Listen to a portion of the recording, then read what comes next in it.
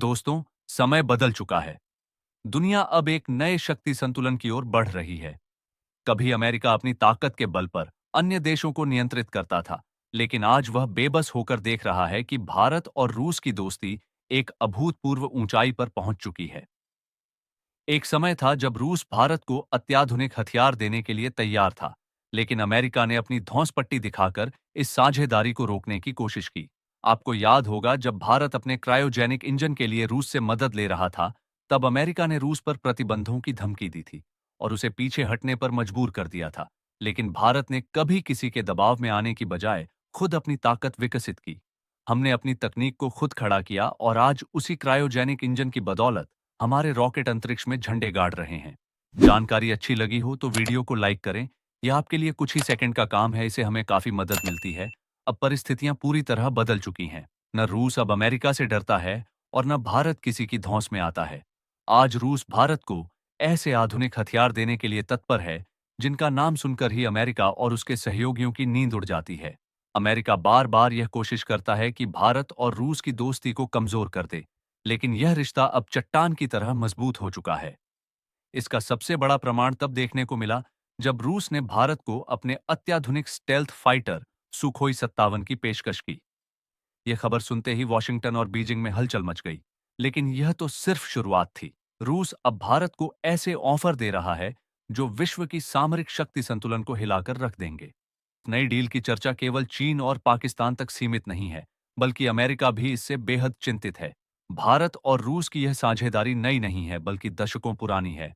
आज हमारी सेना में इस्तेमाल होने वाले 60% से अधिक हथियार रूस से आए हैं। क्या आपको याद है 1771 का युद्ध, जब अमेरिका ने भारत को डराने के लिए अपना 7वां बेड़ा हिंद महासागर में भेजा था? तब रूस ने भारत के पक्ष में अपने युद्धपोत तैनात कर दिए थे और आज भी रूस उसी दोस्ती को निभा रहा है। S-400 एयर डिफेंस सिस्टम देकर रूस ने हमारी सुरक्षा को अभेद्य बना दिया है, लेकिन अब वह इससे भी आगे बढ़ चुका है। भारत ने अपनी रक्षा नीति में हाल के वर्षों में बड़े बदलाव किए हैं।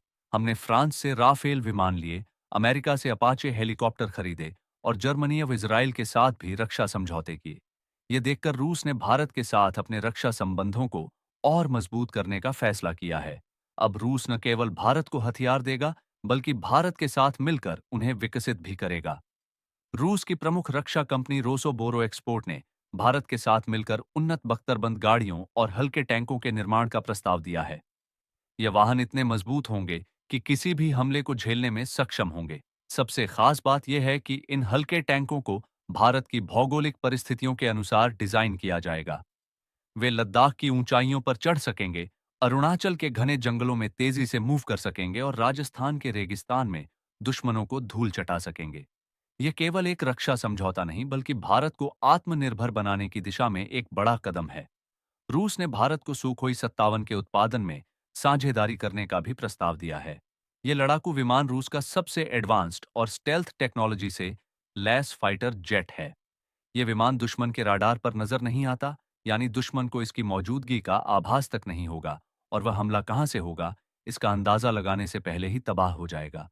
अगर भारत इस डील को अंतिम रूप देता है और सुखोई 57 का निर्माण भारत में होता है, तो यह भारतीय वायुसेना के लिए गेम चेंजर साबित होगा। यह कदम भारत की रक्षा और तकनीकी क्षमता को नए स्तर तक पहुंचा देगा। रूस भारत को यह अवसर क्यों दे रहा है? इसका जवाब भारत की बढ़ती वैश्विक ताकत में छिपा है। भारत आज दुनिया की 5वीं सबसे बड़ी अर्थव्यवस्था है।